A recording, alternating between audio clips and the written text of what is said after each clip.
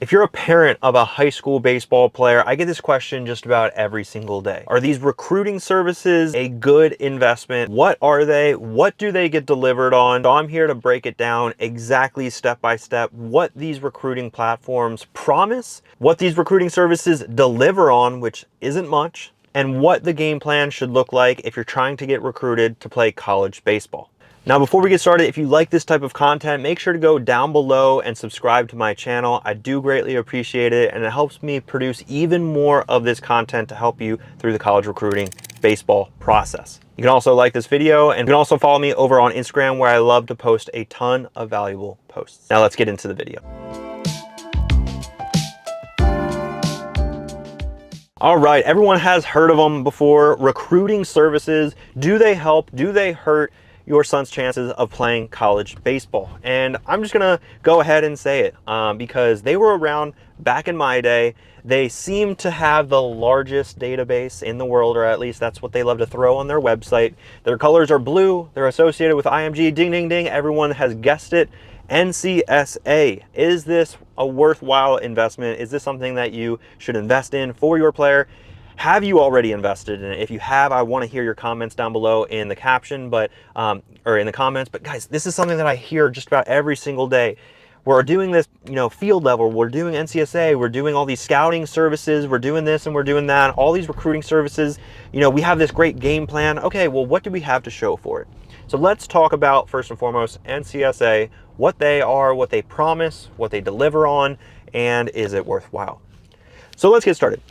What does NCSA really truly promise on? So we have to really think about who NCSA is. Are they an individual? No. Are they a large corporation? Yes, they're associated with IMG, which is, I think, around $70,000 if you're trying to send your son to an IMG boarding school where they're very, very sports specific. I'm not saying it's not worth the investment, but it's a lot of money for most families out there. So they're associated with this already premium style of training, premium access to the facilities, premium access to coaching staff, location. They're in Bradenton, Florida, which is really close to where I grew up in Sarasota, Florida. So we have to think about who they are. Now, what do they actually deliver on? So let's talk about, actually before that, what they promise to deliver on. So they promise to basically, get your son committed, get in contact with these college coaches. They're the largest network of college coaches, right? And they do put that all across their website. College coaches. Do they say college baseball coaches? Not necessarily, right? But they do emphasize the fact that they have a large network of college coaches, not a specific type of coach, but just in general, college coaches. So I like to always break that down because a lot of people don't realize the fact that, yes, NCSA can work. It can work for your son. It can work for your daughter, depending, this is where the asterisk comes in, depending on what sport your athlete actually plays. If your athlete plays baseball, I'm going to be a little bit transparent with you guys because this is how it was delivered to me. Real quick, guys, I've got something special for you, for all being loyal watchers here on YouTube. I built a step-by-step free course called the 7 Steps on how to reach out to college baseball coaches the right way. It's for parents of uncommitted sophomores through seniors who want a real roadmap instead of guessing. Inside, I show you how overlooked players land offers, how to write the right email, how to use my exact template, building that right school list, and how to personalize, send, follow up, and stay organized. It's simple, it's structured, and it works. So go ahead and grab it down below in the description or at MendozaBaseballAcademy.com/7 steps. That's MendozaBaseballAcademy.com/7 steps. It is a pretty big and significant red flag when a high school baseball player uses NCSA, because a lot of college coaches, this is just directly from the NC State recruiting coordinator's mouth, he said it's a little bit of a red flag because typically speaking, this athlete thinks recruiting is the problem and that's the reason why they haven't gotten committed.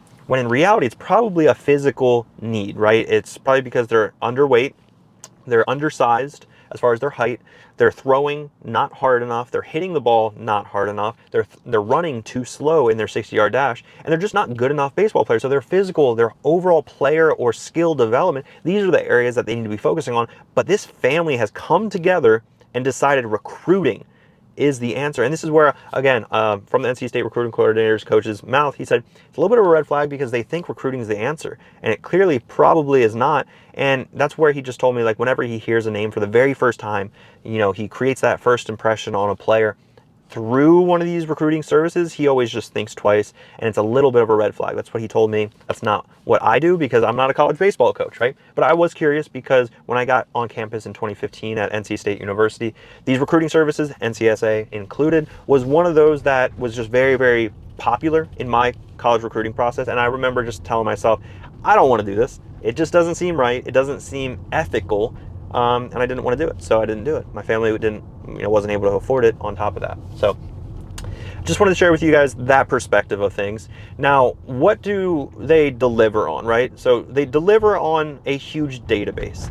And I want you to be able to paint this huge picture, right? Because again, everything is so much bigger in NCSA's world. The biggest and largest network. That's who sings that one song? The biggest, largest, Big X Plug or something like that. Anyway, so everything that they do is just so big, it's so large, it's so well connected. So think about, technically speaking, if Facebook was as big as NCSA, they would probably say the same thing. Hey, we have the largest social platform to connect all of our users with one another. We are the largest Facebook, right? There are no other Facebooks really, because a big database like that is good, but does it necessarily guarantee, let's just say for Facebook in the early stages, does it necessarily guarantee that you're going to get a job at Nike? No, right? It's just a huge database, and what you can do is connect with someone that works at Nike, yeah, without a doubt, with the intentions of course, like trying to get that job.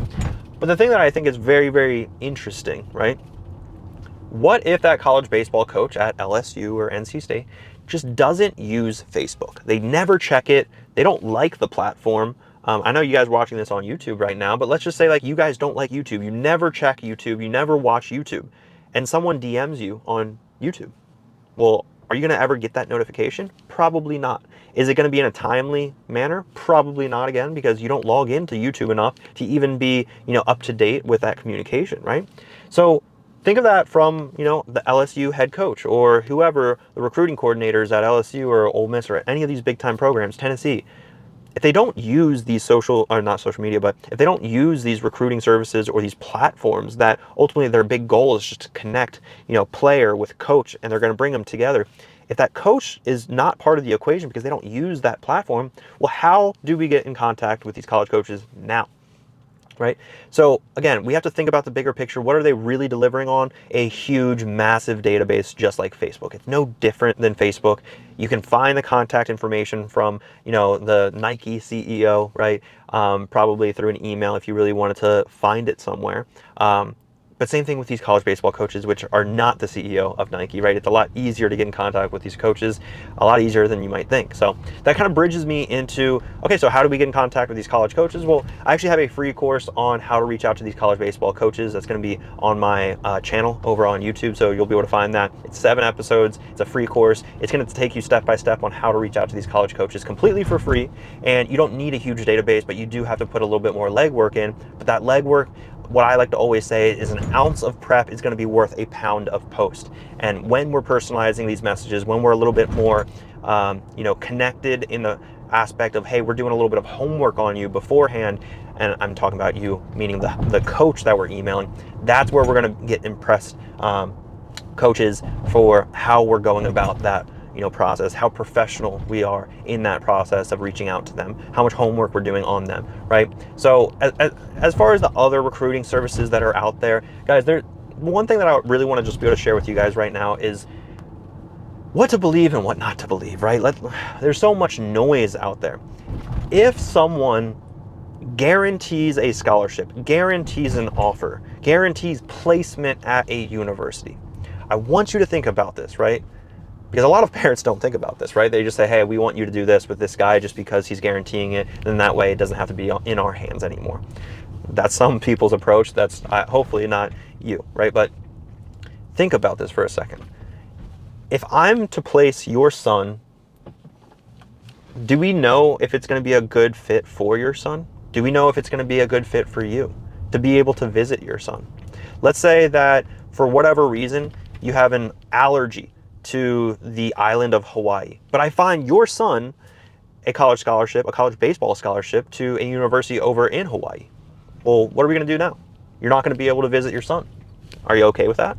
You put all the trust in me to guarantee a scholarship for your son, but now it's not even a good fit, right? It's not a good fit for you. It's not a good fit for your son. Maybe your son's like, hey, get me away from these people. No, but this is what I mean by, is it in your own best interest to just give everything away to someone that guarantees a scholarship? In my opinion, it's kind of foolish, right?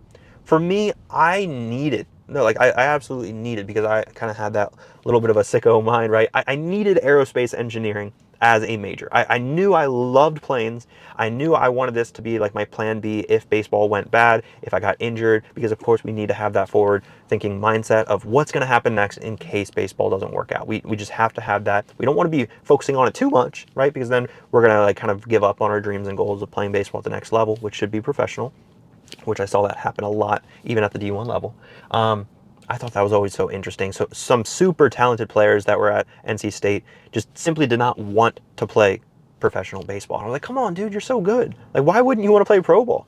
And some of them they got drafted, played maybe a week of pro ball, and they were like, yeah, I'm out. And they just stopped, right? And I was like, come on, dude, you were so good. Anyway, there's a lot of people that will get weeded out in that manner. But back to my point, guys, like I needed aerospace engineering. So if I went through one of these services or one of these like guys on Instagram that like basically will place your son or guaranteed, and it's just not ethical. I really don't think it's ethical, because if your son's as a senior throwing the ball 52 miles an hour, I don't think a single person on this planet can ethically guarantee that that player is going to be able to play at the next level. They're just simply not good enough. It doesn't matter how well connections you have. It doesn't matter how much money you have in the bank. That player's just not ready to play college baseball.